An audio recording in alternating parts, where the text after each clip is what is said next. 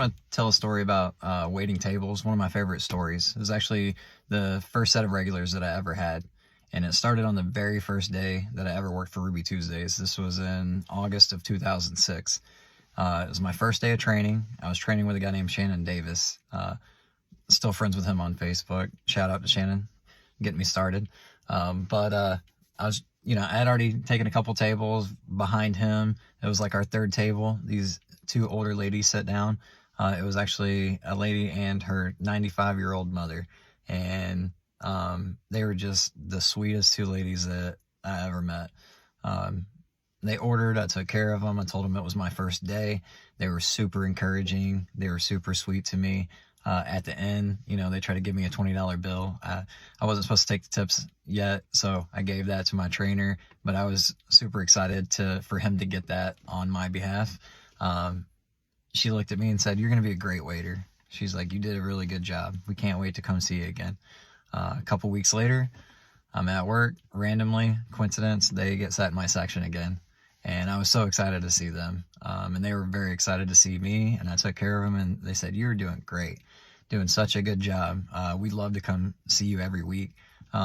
Like what days are you working and this and that." And we worked out Sunday nights. So I always worked Sunday nights. They would come in after church every Sunday. They would bring me banana bread or apple pie or blueberry muffins, like homemade baked goods every single Sunday.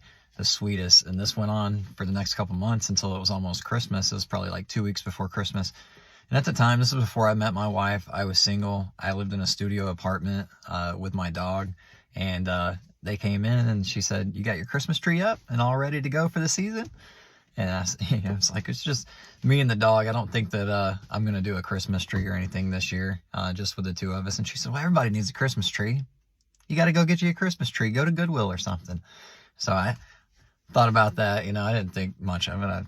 Whatever. The next Sunday, guess who shows up with a 6-foot pre-lit Christmas tree, 4 boxes of ornaments, a star, tinsel, 2 brand new dress work shirts, 2 brand new pairs of pants, a brand new pair of work shoes, a brand new belt, a pack of white t-shirts, a card, and $100.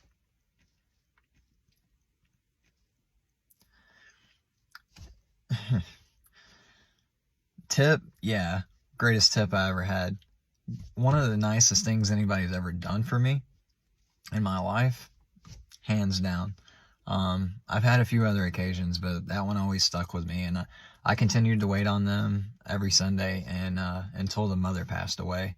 And she didn't come too much after that. It was, kind of sparingly, but she would always drop in and see me for lunch here and there for the next couple of years. And I still think about them all the time.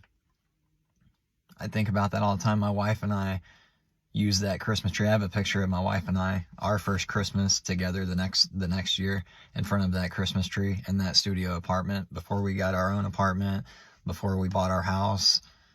We used that Christmas tree until it fell apart. And yeah, I just want to share that story. I got a few more. I'll probably share a few more, but I want to throw that one out there today. You guys have a beautiful Tuesday. God bless.